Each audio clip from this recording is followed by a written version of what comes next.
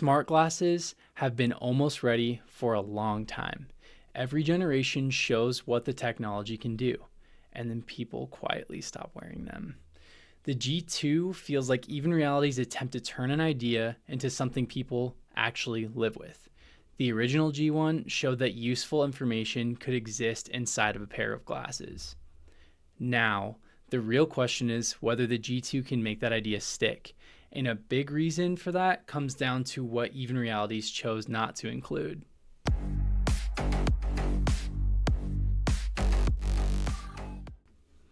Hey guys, it's Spencer with Tech with Spencer, and today we're going to get down to business with the Even Realities glasses.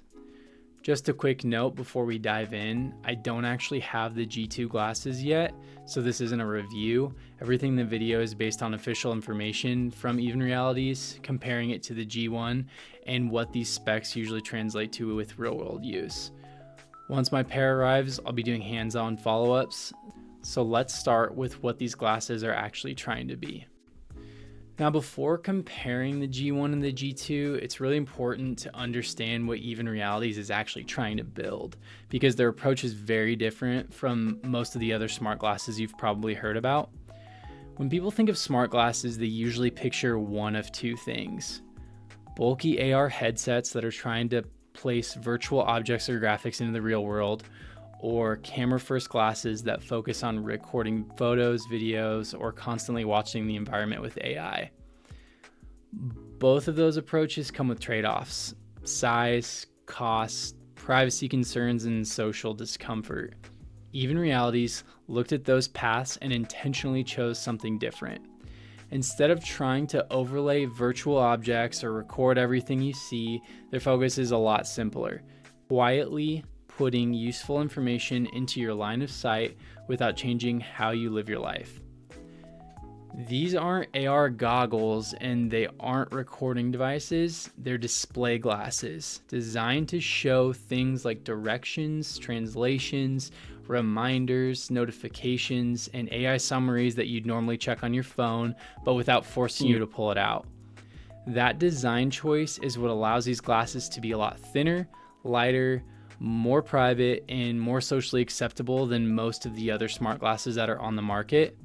And once you understand that foundation, the differences between the G1 and the G2 make a heck of a lot more sense. It's also worth being very clear about what these glasses don't do, and that's intentional. They don't record video, they don't take photos, and they don't place virtual objects into the world, and they're not built for gaming or immersive AR experiences.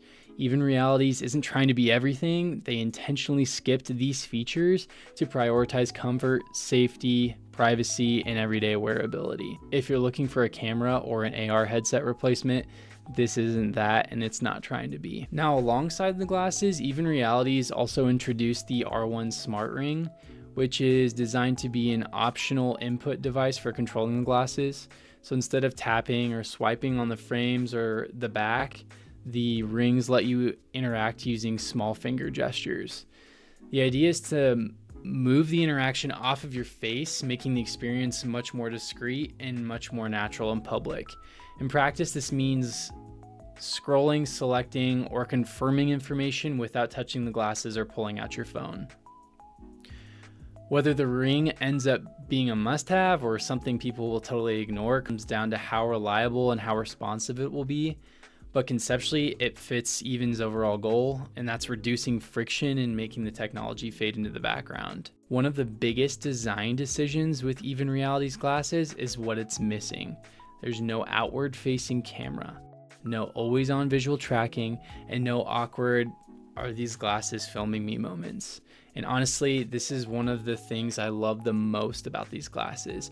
I don't want something on my face that makes people feel uncomfortable or raises privacy questions every time I walk into a room. Because there's no camera system, there's no camera hardware, no image processing pipeline, and no constant visual compute running in the background. What that means in real life is thinner frames, less heat, better battery life, and way less social friction. Instead of trying to capture the world, these glasses focus on showing information.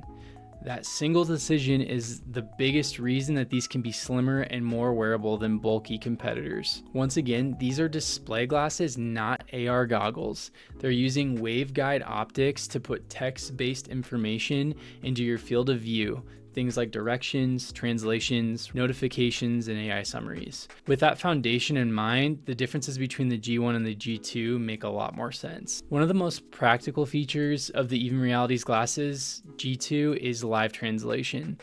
Instead of pulling out your phone, opening up an app, and breaking the flow of a conversation, the glasses listen through their built-in microphones and display translated text directly into your field of view. So you're still looking at the person you're talking to, the translation just appears where you need it to. This is especially powerful for travel, work, multilingual environments because it keeps the conversations feeling natural instead of turning them into a stop and start process. The key thing here is that this isn't about flashy visuals or AR effects, it's about reducing friction. And with G2's larger display area and improved layout compared to the G1, translation should be easier to read, better spaced, and less distracting during longer conversations.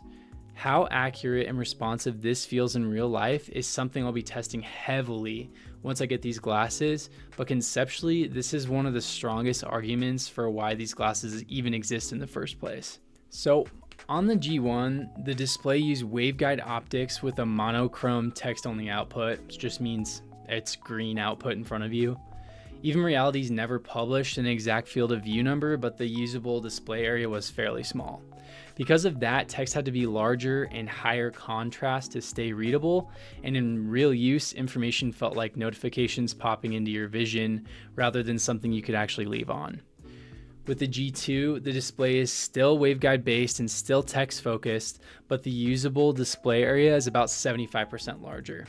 It runs at 640 by 350 resolution with a 27.5 degree field of view and up to 1200 nits of brightness and a 60 Hz refresh rate. What that actually means is that you get smaller text, better spacing, better outdoor readability, and a display that feels calmer and more persistent instead of constantly grabbing your attention. Now, comfort is where these smart glasses usually fail. The G1 frame was thicker and more forward weighted. It wasn't heavy, but the weight sat closer to the front of your face, which you most definitely noticed over time. Most people didn't say it was uncomfortable, but almost nobody forgot it was there. The G2 frame is much slimmer, with frame thickness reduced by over 50% at the temples. What that means in real life is better balance, less pressure on your nose and temples, and fewer adjustments throughout the day. The goal is for the G2 to feel like normal glasses, not like a gadget you're tolerating. On the G1, most interactions were manual. You checked things when you wanted to check them. It was predictable, but also more interruptive. On the G2, the system is designed to be more selective. Navigation appears when you're moving, translations flow naturally as you speak, and notifications are filtered instead of mirrored directly into your phone. If this works the way that it should, the G2 should feel quieter and less distracting than the G1, though real-world use will be the true test. Even Reality says that the G2 can last up to 2 days on a single charge, including a charging case with multiple recharges, and is rated IP65 for dust and water resistance. What that means is that you shouldn't have to baby these. Daily wear, sweat, and light range shouldn't be deal breakers. Heat management is still something only real-world use will confirm, but the design choice is clearly aimed towards longer wear sessions. These glasses are not standalone computers. They rely on a paired smartphone for connectivity, data, and most AI-heavy tasks like translation and summaries. That's actually a deliberate design choice. Offloading that work to your phone is what keeps the glasses thinner, cooler, and lighter than many competitors. The trade-off is that you're not leaving your phone at home, you're just interacting with it less. If your phone dies or loses connection, the glasses lose a lot of their intelligence, and that's something people should understand going in. Another big change with the G2 isn't hardware at all, it's the ecosystem. Even Realities announced EvenHub, which is a developer platform that opens the door for third-party apps and tools built specifically for these glasses. So with the G1, you were mostly limited to whatever features even shipped out of the box. With the G2, that limitation could go away over time if developers actually show up. The interesting part here isn't just more apps, it's what kind of apps make sense for display glasses. Things like custom navigation modes, productivity tools, lightweight note prompts, accessibility features, niche translation workflows, industry-specific overlays for travel, logistics, healthcare, or fieldwork. Because these glasses are text first and privacy focused, the ecosystem isn't about flashy visuals, it's about usefulness. If the Even Hub gains traction, the G2 could quietly get better month after month, not through new hardware, but through smarter software that fills naturally into daily routines. That's a big shift from G1, and it's one of the biggest factors that could decide whether this platform has real staying power. But like any new platform, this only matters if developers are actually going to bring things people want to use. Even with better specs, there are still things only real-world use can answer. Eye strain after hours, battery life under heavy use, heat with the thinner frames, AI timing accuracy, and whether the developer ecosystem actually takes off. Specs don't answer those questions, daily use does, so I will be very curious to use these to see what I can review. If you want glasses that record everything you see, this isn't it. These make the most sense for commuters, travelers, multilingual users, knowledge workers, and people who want useful information without constantly pulling out their phone. There are also some features and questions that just aren't fully answered yet. Things like how well the microphone performs in noisy environments, how quickly live translation reacts in real conversations, how constant Bluetooth connectivity is throughout the day, and how much control users actually have over notifications and filtering. None of these things are red flags, they're just unknowns. And with wearable tech, these small details usually matter more than headline specs. Now, before I wrap up, I'm genuinely curious what you guys think.